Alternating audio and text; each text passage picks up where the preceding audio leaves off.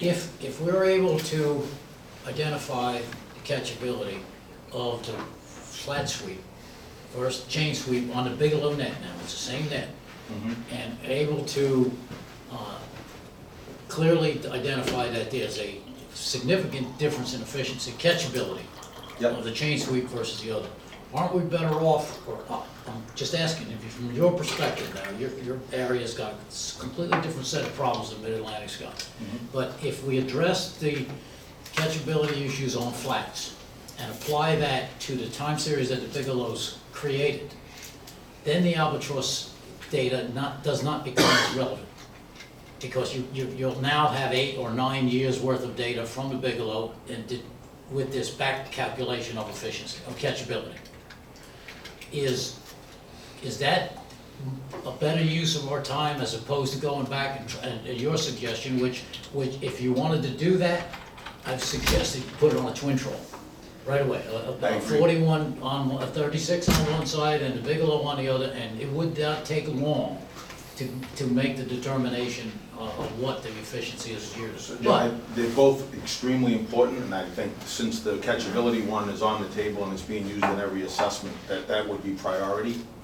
You know, I agree that, but they would assist each other. They're exclusive to each other, but I mean, both should be done at some point in time. Well, the Bigelow albatross conversion or experiment may not be as relevant or as needed if in fact we determine the catchability. If the catchability issues come out right, it may not be as big a concern. So that's one way of looking at it. But, you know, I think what we're doing here, Tom's right. We were trying to answer questions or trying to react to something we don't exactly know what's happening. But the other side of this, and here's the devil's advocate, and I keep two of them in my pocket at all times, by the way. We can't, as an industry, not be ready to take hold of what the opportunities in front of us. We have been asking for a better survey, better results from the survey. It's some of it's the net, some of it's the boat, but an awful lot of it is inside of closed doors. But the opportunity is going to present itself for the industry to be more involved in this. So we need to be ready to take hold of that. And I'm afraid if we do nothing, and this 20 days, now it sounds like it is much more critical to make a determination now as how to use them as opposed to 2 hours ago. And I don't know what the hell happened then during lunch, but it did. But the fact is, maybe the calibration issue, or maybe at least some form of trials of different boats that are going to be on a list to be used for the Bigelow, do something.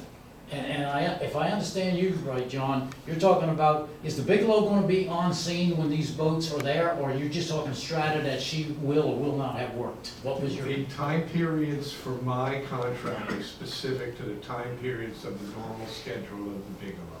The normal schedule, that's a good word. Yeah. Yes.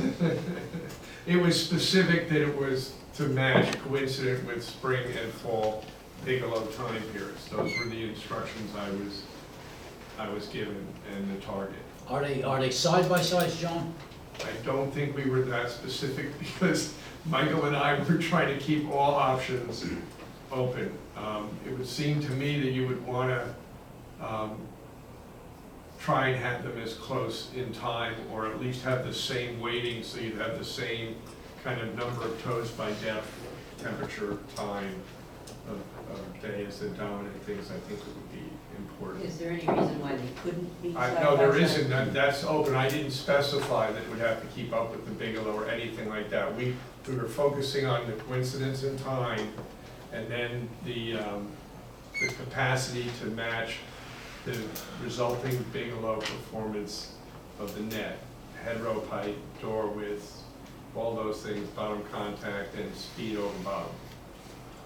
So if we were to focus any recommendations on that RFQ, I think we ought to try to do that. I think we're in a position now that we almost have to, because I don't think we want to sit back and just wait and see what all of it's going to unroll at one time, but we've got to be ready to take advantage of it. So I would almost suggest that we put a list together of eligible boats to do this, hopefully, and try to make it so it is side by side with the Bigelow. What I don't want to come out of this group is some of the projects that have took past place in the past they were designed to fail because there was no follow-up. There was a side-by-sides with a Bigelow with this boat. Now we're gonna use this boat. Now we're gonna use that boat over there. Those projects, I don't wanna be involved with anything like that. Anything that just comes out of this group needs to have at least the potential to succeed. And if you want to make a determination of efficiency or calibration, or it's actually catchability between the two boats, put them together. You know, have the industry vote on scene when the Bigelow's going by, almost just like I was talking about shadowing with NEMAP, and get that out. At least for 10 of these 20 days, at least for 10 of them.